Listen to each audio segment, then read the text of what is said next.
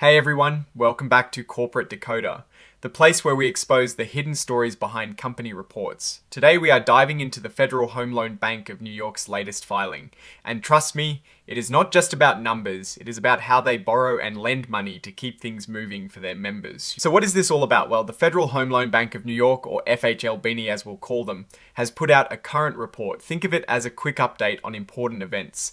The main story here isn't about a sudden boom or bust, but rather how they manage their operations.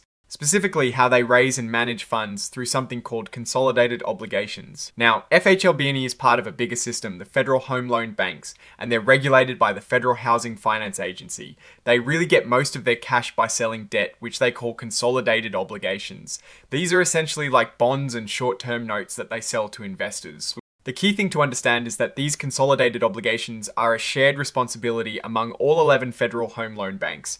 This means if one bank can't pay back its debts, another bank might have to step in. And important to note, the US government does not guarantee these obligations. They are backed solely by the financial strength of these federal home loan banks. So, what exactly are they reporting here? They are providing details about the consolidated obligation bonds and discount notes that are being planned for issuance. It's important to know that they are not showing every single small debt they take on, particularly short-term ones under a year.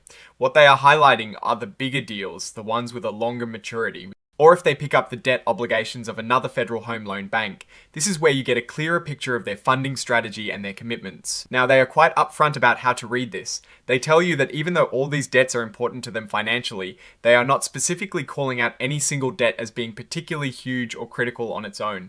This means you have to look at the whole picture of their debt issuance to understand the scale of their financial activities. And here is something you will not find in Schedule A. They are not including details on any fancy financial agreements, like interest rate swaps that they might use to manage the risks associated with these debts. They are focusing purely on the borrowing itself, not the more complex financial instruments they might use to hedge their bets. This is common, but it means you need to look at other reports if you want to understand their full risk management picture. Also, they are clear that this report is not meant to show you the exact total debt they owe at any given moment they are responsible for. Because remember, they leave out those short-term notes and they do not show if the money they borrow is just to pay off other debts that are coming due. For the complete picture of their outstanding debt, they point you to their regular, more detailed financial reports filed with the Securities and Exchange Commission, or SEC. And lastly on this, the dollar amounts you see for these debts are at their face value, or par. This might not match up exactly with what you see in their official financial statements. That is because the face value does not include things like discounts or premiums they might have gotten when they originally sold these debts.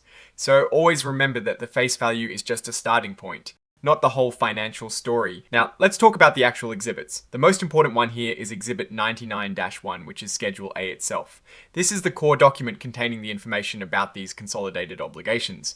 You will also find the standard cover page interactive data file, which is basically a way for computers to read and understand the filing electronically. And finally, the report is signed by Benjamin Tan, the Assistant Treasurer for the Federal Home Loan Bank of New York. This tells us who is officially responsible for making sure this information is accurate and submitted on time. This is dated the 22nd of January 2026, giving us a clear timeline of when this update was finalized. Looking at this filing, the Federal Home Loan Bank of New York is essentially showing us its playbook for raising funds.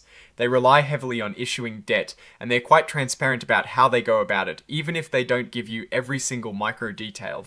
The fact that they are a joint and several obligation for all 11 federal home loan banks is a significant point.